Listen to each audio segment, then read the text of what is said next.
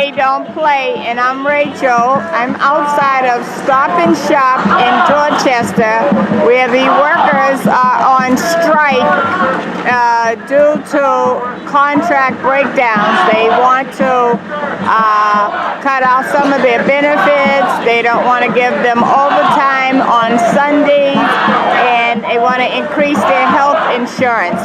Well, I'm also expected today for Mayor Welch to be present, and also Joe Biden, the person that has yet to announce that he's running for the presidency. Maybe he'll let us know today. I believe that's why he's out here. So I'm going to be filming now so that you can see what's going on, okay? I hope you can hear me. Okay, so let me let you see the strikers. I'm going to move closer. The Stop and Shop workers are with the Teamsters Local 25 Union, and they are also out here. Okay, 1 second. Okay, I'm here at Stop and Shop with one of the strikers. Her name is Siobhan, and she's going to tell you her name, how many years she's been, and what the problem is with the contract or no contract. Tell us what's going on at Stop and Shop. Well, currently, you know, right now we're on strike for Let me see the sign. Unfair labor practice. Okay, and tell me about the unfair labor practice. Well, they want to cut our time and a half. Cut our Sunday.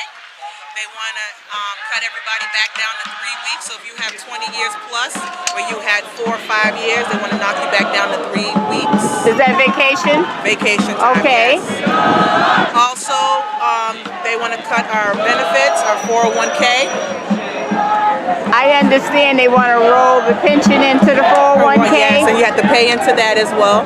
If you have a spouse who is currently working and they're on your Stop and Shop insurance, they want you to go on your spouse's insurance, but they're going to raise your premiums up. Okay, and what is your premium before the strike? Before the strike, I think it was, I believe, $22 an hour for family, $15 for single. Is that $22 copay? $22 a week copay, yeah. Oh, okay. All right. And were they taking any money out of your paycheck for the medical coverage? Yep. I believe that's $10 for single, $20 for families. Okay, so why do you think Stop and Shop is trying to cut back on the workers' funds? What point are they trying to get more profit, or what is it? Greed, corporate greed. Corporate greed. The bottom line, they want their bottom line. Stop and Shop made over $2 billion last year in profit. Wow. So they can't say they don't have the money for it. And you've been here, you said? 19 years. 19 years, a loyal, faithful worker. Yes, 19 years. And do you have a family that's depending on you? No, I'm depending on myself. Okay, so you have no help. No help. I'm depending on me and God. Okay, so I hope that this strike helps in the awareness of all the officials that are coming today. All the political officials. Yes, Joe Biden. Is going to be putting it on a national and global level. This is a big crowd. We got different locals here. We got the workers, steel workers. We got the nurses union out here. We got a lot of people backing us up. We got community activists out here. We got some of the customers coming out, picketing with us. So if you see this, please do not cross our picket lines. We're not asking Stop and Shop for any more money. We're asking to keep what they already been given to us. And I'm going to ask the YouTube family to share this video with everyone. I have over 2,600 subscribers. Yes, please subscribe and share this, because they need help and they're trying to get the word out. And you know we can do it. Okay?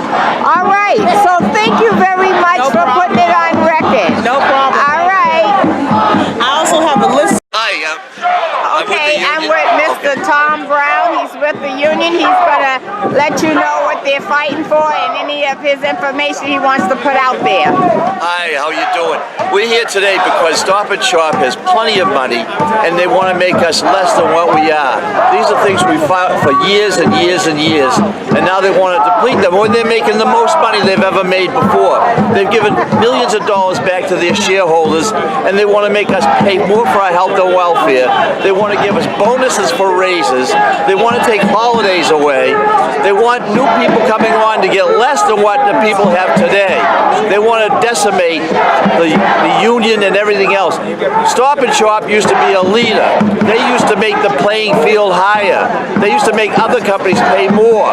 Now they don't want to do that. They want to be less than what they are like everybody else. And that's why they're here today. That's why they're out on strike. Nobody wants to go out on strike, but these people chose that. They voted to go out on strike, and they've been out, and they'll be out for as long as it takes. Thank you. Okay, so I hope you get that message, Stop and Shop, because the YouTubers are going to spread it out everywhere, and you need to really listen to what they're asking for, and we appreciate you, sir.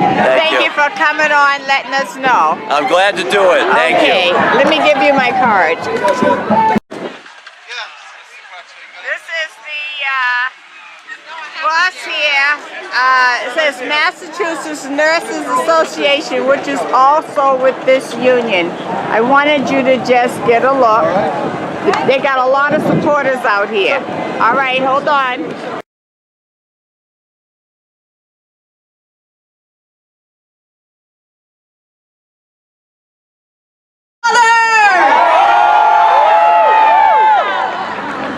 My name is Carrie Hona, and I'm from the UFCW Local 371 in Connecticut. I am so honored and humbled to be standing in front of you, the members of the UFCW who have stood up over this past week. We have stood shoulder to shoulder with our coworkers, our parents, our children, and our communities, and said, enough is enough. We will not give back anymore. We want our hard work to be rewarded with good wages and good benefits. Yeah. We want the resources we need to treat our customers the way they need to be served. I have had the pleasure of receiving text after text and photo after photo of your picket lines, and so many of them have brought me to tears. I always knew we would be brave, but I never knew how strong we would be. I never knew how many of you were leaders, making sure your lines opened on time, are staffed all day, and your members stay strong late into the cold evenings. Sisters and brothers, I am proud to be the president of the Massachusetts AFL-CIO, representing hundreds of thousands of workers across the Commonwealth of Massachusetts. And brothers and sisters, we are proud to be with you to support the United Food and Commercial Workers Union.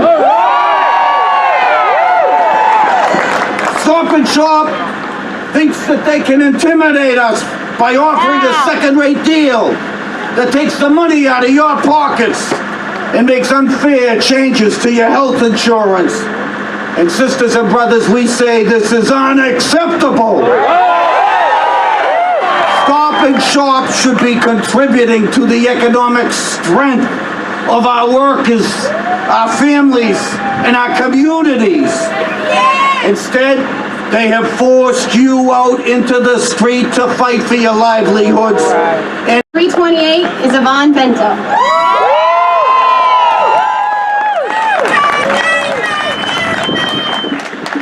Good afternoon. Good afternoon. My name's Yvonne Bento. I am from Swansea, Massachusetts. I run one of the busiest stores in this region, Somerset, Mass, store 421. A week ago today, I had to walk out all my employees out of my store. Not the choice I wanted to make, because I wanted this contract to be settled. I started out at 16 years old, working in a factory, and I was so honored when I got a job at Stop and Shop, because you had to know someone to work at Stop and Shop. And when I got this job, I said it's going to be easier than the factory. Boy, was I wrong. I work harder than I ever worked in a factory.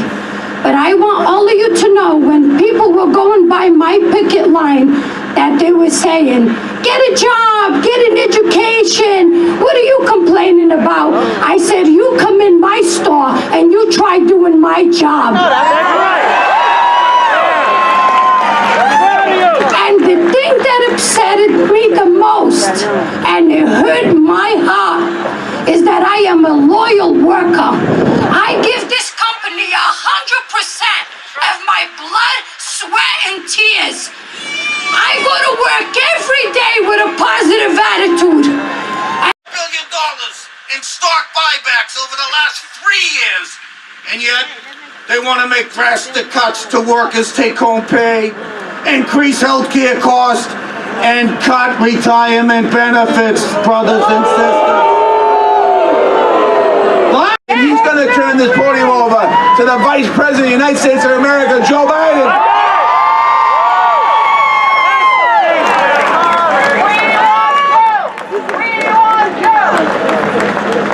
Well, we got our president. Let's go to Justin here. Can y'all hear me? Look, I want to give you a quick report. Our presidents of these locals have been meeting every single day. They've been at the table. They're trying to wrestle it out of them. And the simple truth is that when any of us see something wrong, it's up to us, all of us, to speak out and say what's right. Ladies and gentlemen, it is my honor, it is my privilege to introduce the former Vice President of the United States, Joe Biden.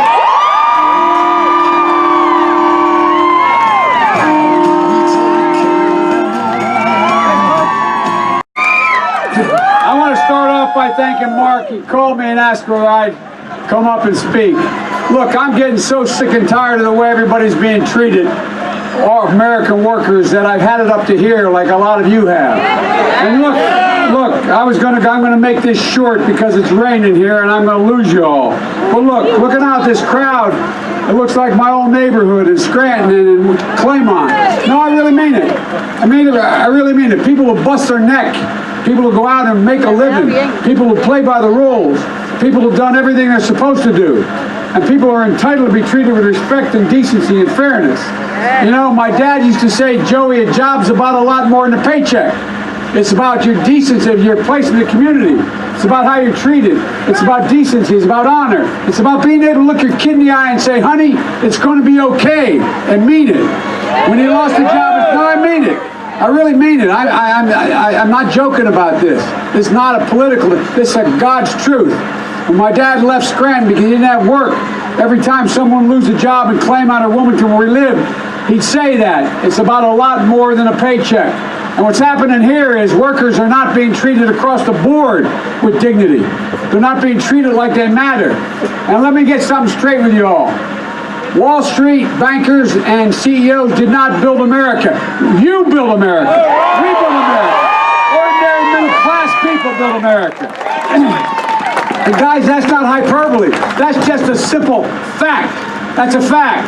The middle class built this place. And you know who built the middle class? Unions. Unions built the middle. Not a joke. Now, something's happening here, guys. The reason why you not only busted your neck and walked picket lines and went on strike over the years to get better results for you, you got better results for every worker in America. There's only one reason why there's a 40-hour week. There's only reason why there's overtime pay. There's only one reason why these protections exist. And they exist for all workers because of you. But for a while, a lot of other laborers, not union, forgot it. But now the way they're being treated by corporate America, they're beginning to remember it again. That's why they're going to support you in boycotting this place. That's why they're going to support you in... No, I really mean it. Things are going to change. And it's about time they change. Look, guys, everybody who works like hell in this country, the way we're all raised is you work, you play by the rules, you get a shot. And you get a shot, you get an opportunity. You get an opportunity to be in the middle class. The middle class is not a number. Middle class is a value set. It's about being able to own your own home and not have to rent it. It's being able to send your kid to a decent park where then you know they're going to come home safely. Send them to school, you know if you do well they can go beyond high school. It's being able to take home your geriatric mom when in fact your dad passes away and hope your kids never have to take care of you. And how's that happen? It happens if you have decent health care. It happens if you have a fair wage. It happens if you have a retirement. Without those things, you cannot live a middle-class life. And let's get something straight about this outfit. And they're not unique here. They're not unique. It's happening all over corporate America. These guys made, this parent company made $4 billion in the last 2 years. They got almost $250 million in a tax cut with that scam that the president put through. And what do they do? Think about this. What do? They bought back $3 billion of their own stock. You know why? Because that increases the amount of money, the value of the stock that's left. That means the CEO gets paid a hell of a lot more, the wealthy get paid a lot more, and the stock carriers get paid a lot more. You know, it used to be that the only stakeholder in corporations were not just shareholders. I got a cartoon in my office that I think you saw it, Marty. Every time the President Committee turned it around, it was on the mantelpiece. By now I have it in my other office, a pen. And it says, it's a picture, it's a New Yorker. It's a picture of a great big rotund guy with a black turtleneck, black mask, and a black beret. And he's sitting at a table being interrogated. There's a great big bag, a burlap bag on the table with a money sign on it. And he's looking at the interrogator and he's saying, how was I supposed to know he was a job creator? When did that happen? The only people who are job creators are stockholders. When did that happen? My dad busted his rear end selling automobiles as a general manager. You mean to tell me he didn't create jobs all up and down the line? You don't create jobs all up and down the line. We used to have everybody who was in on the deal. And it used to be a basic bargain. That if you contributed to the benefit of the outfit you work with, you got to share in the benefits. But that doesn't happen anymore. Wages have gone up very little. Productivity's gone up exponentially. And where are you sitting? The same place you've been before. Look, guys, we've had enough of this. I really mean it. We've had enough of this. It's not just happening here. It's happening in union movements all across the country and a lot of ordinary people getting out there and supporting them. This bargain has been broken, and the fact of the matter is, you know, what they do with this is they go back and they, you know, how can they make that money, buy back all that stock and tell you they're going to cut your wages, they're going to cut overtime, they're going to cut your medical care benefits, they're going to cut, I mean, how in God's name does that match anything? Not a joke. I mean, look, I know you're used to hearing political speeches, and I'm a politician, I get it. But this is way beyond that, guys. This is way beyond that. That's right. This is wrong. Right. This is morally wrong what's going on around this country. And I've had enough of it. Right. I'm sick of it, and so are you. And guys, look. Tell it, Uncle Joe! America's Uncle Joe! Well, let me tell you something. We need you! We're at a place where the fact is you're entitled in this country. We all were raised. I was raised with a dad who had a high school education, and a lot of, you know, I'm the first guy in my family to go to college. No big, because my dad busted his neck to get me there. But here's the deal, guys. We were all raised to believe that if we worked like hell, we could do anything. That we had the ability to get anywhere. But we kind of was based on the idea we thought some people were going to pay this fare. And the thing that bothers me the most, and I'll end with this, is think about it. Think about how we don't treat hard-working American middle-class people with any dignity. My dad used to have an expression, and he means it. Every single person deserves to be treated with dignity. Right. But think of what we do. You know, when the guy, I was just with the electoral workers. You know, if in fact, they're climbing up a pole in the middle of a storm, who goes by and says thank you to them? When was the last time you told somebody who unstopped the drain outside your house to keep your basement flooding, thanks? I appreciate what you do. It's all of us, guys, too. No, it really is. It's all of us. We've got to start recognizing what people do because it matters to everybody. It matters whether or not they feel respected. And I'm sick and tired. I'm sick and tired of the way we're not being treated. So guys, I promise you, there's a lot of folks who are going to support you, a lot of folks around the country supporting you, but you got to also support all the rest of these folks who are going to be doing the same thing. We got to stand together, and if we do, we will take back this country. I mean it. Don't give up. Keep it going. And one job should be enough. Thank you. Uncle Joe! God bless our troops. Our troops.